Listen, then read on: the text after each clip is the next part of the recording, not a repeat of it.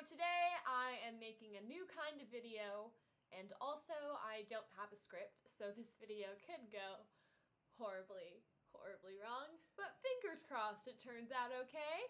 Today I'm going to be reviewing some theater pieces I've seen here in London. Starting with the most recent first, I saw Merchant of Venice literally yesterday at the Globe. The costumes were beautiful, the acting was great, and I don't know, I had a severe emotional reaction to it. By the end of the play, I was crying my eyes out. I just felt so bad for Shylock. Shylock is supposed to be the villain, and, you know, in the wrong hands, it could be very racist and very anti-Semitic, because Shylock is like a stereotypical Jewish guy. But the way that Shakespeare handles his villains is that he tends to humanize them. Like, you know, if you read the last act of Macbeth, you'd be like, who is this crazy serial killer king? But because you have the preceding information, you understand where Macbeth is coming from. I think the same could be said for Shylock. Like, he acts very cruelly and he acts very unforgivingly to these people, but you have an entire play's worth of backstory for this character, and you see him being persecuted for being Jewish, you see him losing his daughter, having his daughter run away and take all of his family's treasures, including the ring his wife once gave him. So, you know, you can't help but feel bad for this guy. He's literally getting mocked and beaten up all the time just because he's Jewish. In Shylock's famous "Hath not a Jew eyes" speech, he basically says that he's acting the same way the Christians around him are acting, but he just gets more flack for it because he's Jewish. He's basically saying that Christians are cruel and Christians are unforgiving and Christians don't want to see the value in others that are different than them.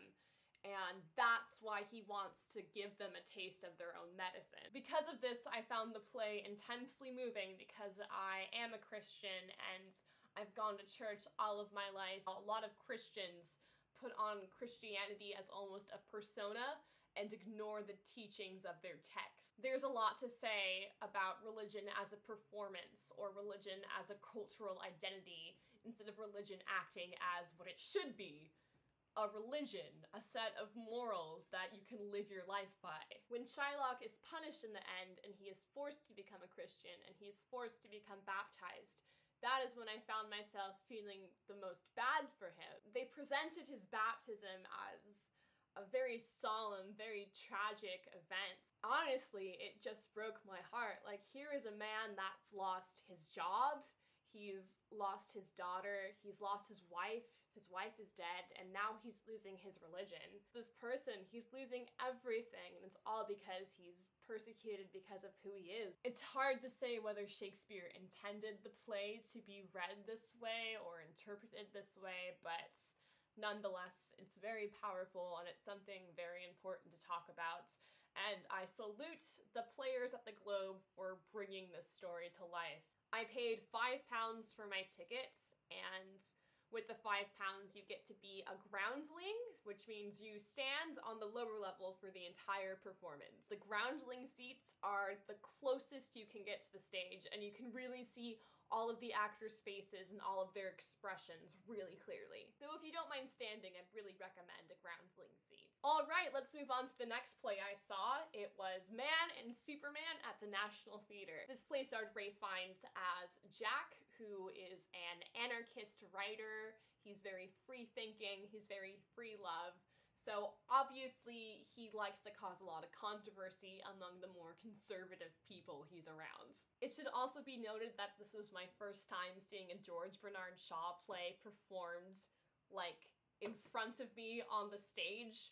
Prior to this, I've only ever seen My Fair Lady, and I've only ever read Shaw for English class. So seeing an entire Shaw play from beginning to end with these rich, talented English actors was really a treat for me. Shaw as a playwright is very dense. His characters often have these long, intense speeches, and oftentimes it seems like Shaw uses his characters to debate two sides of a point.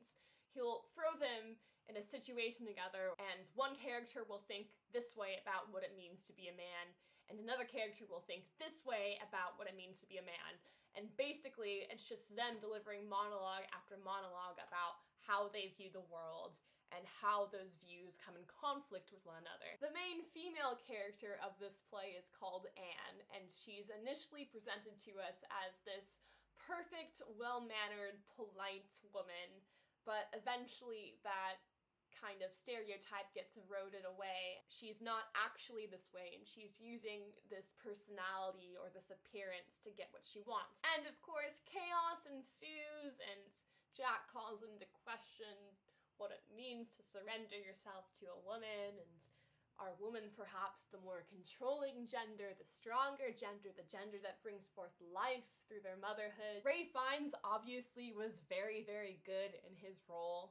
We kind of only think of him as Voldemort nowadays, and we forget that he's a classically trained British actor, and that doing pieces like Shaw is part of his repertoire. While we were at the play, someone said that Ralph Fiennes had the script for about a year in order to learn all the text that was required of him. So I think that just shows how dedicated and hardworking he was in order to bring the story to life. Alright, moving on to the final play I'll be reviewing today, The Nether. The Nether is a one-act sci-fi play where every experience and encounter you have online feels just like real life. Because of this, online communities often supplement, or in some cases replace, real-life encounters. However, there's trouble afoot when one detective discovers an online community of pedophiles murdering and raping children. As the play unfolds, we find out that the children they are murdering and raping are consenting adults playing behind a computer, but it still brings up questions about violence and the nature of violence, and if you imagine yourself doing something, does that mean that you are capable of doing that thing? There were some characters in the play that viewed this online outlet as a good thing because it meant they weren't hurting real children in the real world. But there are other people that saw it as a bad thing because they were still sexualizing children. Anyways, my battery's blinking red, so I'm gonna leave it there for today. Thank you so much for listening to me ramble about theater, and if you enjoyed, please let me know in the comments. If you have any plays you want to recommend, again, let me know in the comments. And if you also would like to subscribe, that would not be frowned upon. Bye!